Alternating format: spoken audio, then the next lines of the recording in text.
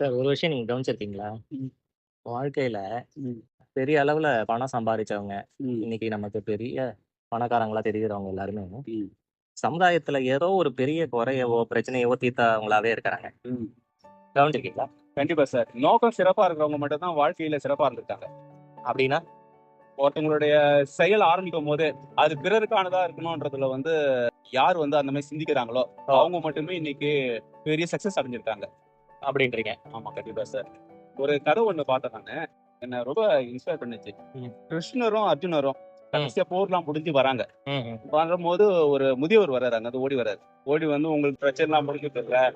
எனக்கு ரொம்ப கஷ்டமா இருக்குது. ஏதாவது ஒண்ணு குடுக்க முடியுமா? உங்களால உதவி செய்ய முடியுமான்னு கேட்கிறாரு. ம். உடனே அர்ஜுனன் என்ன பண்றாரு, கையில இருந்து பொற்காசுகள்லாம் அள்ளி அவர் கையில குடுக்குறாரு. இத கொண்டு உன் வாழ்க்கைய சிறப்பாக்கிக்கோன்னு சொல்றாரு.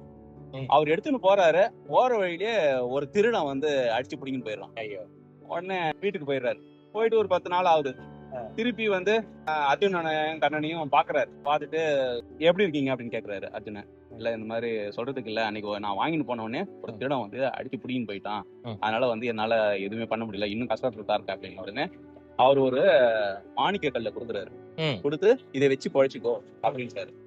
அவனே அதையும் அதே திருட வந்து பிடிங்கிடுவானோ? இல்ல இல்ல அத வச்சு பொழைச்சுக்கோன்னு நேரா இவர் பத்திரமா எடுத்துன்னு போறாரு. யாருக்கும் தெரியாம ஆன உள்ளார வைக்கிறாரு. வச்சு டெய்லி காலைல எடுத்து எடுத்து பாக்குறாரு. திருப்பி வச்சிடுறாரு. இதேதான் அவர் பண்ணின்னு இருக்காரு. நம்மளும் சிலவங்க அப்படிதான் பண்றோம். கடவுள் குடுக்குற வாய்ப்ப வச்சு வச்சு பாத்துட்டு இருக்கிறோமே தவிர அத பயன்படுத்துறது இல்ல. ஓ! அவர் பயன்படுத்தாம வச்சிருந்தாரு.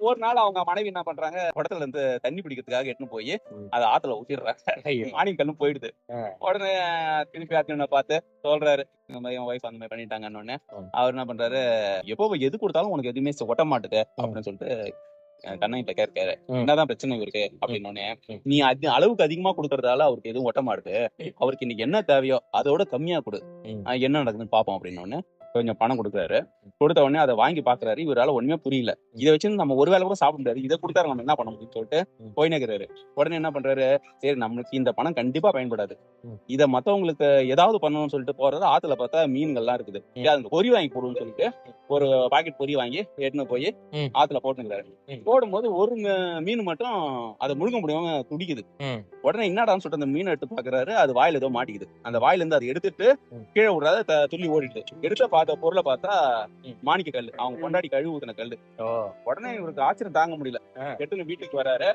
வீட்டுக்கு கிளம்பி வரும்போது கிருஷ்ணரும் பாக்குறாங்க அர்ஜுனனும். என்ன அப்படின்னு அன்னைக்கு தவற விட்டான்ல அந்த கல்லு அப்படின்றாரு. ம். உடனே அந்த நேரத்துல அந்த திருடனையும் அந்த பக்கம் கிராஸ் ஆகும்போது ம். அர்ஜுனன் பிடிச்சி இவன் அந்த பொருளை வாங்கி கொடுத்துறாரு. ம். உடனே கிருஷ்ணன் கிட்ட கேட்கிறாரு, ம். என்னதான் இங்க நடக்குது? நம்ம எவ்வளவு கொடுத்தோம், ம். அவன் எதுவுமே அவன்கிட்ட போய் தங்கல. சும்மா அவனுக்கு கம்மியா கொடுத்தோம், அது எப்படி தங்குச்சுன்னு. ம்.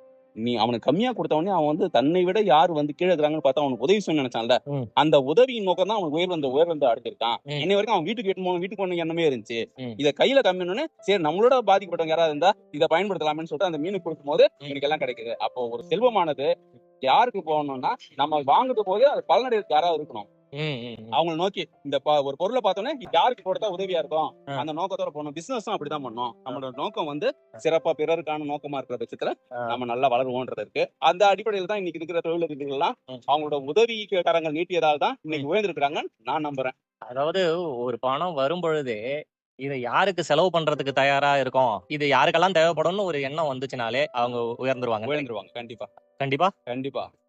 சரி. இன்னையிலிருந்து நீங்களும் உங்ககிட்ட வர ஒரு பணத்த ஏதோ ஒரு கொஞ்சமாச்சும் உதவுறதுக்கான பணமா உங்களால மாத்த முடியுதான்னு பாருங்க. அதிலிருந்து உங்களுக்கு பலன் வந்தா கமெண்ட்ல எங்களுக்கு சொல்லுங்க. நன்றி. வணக்கம்.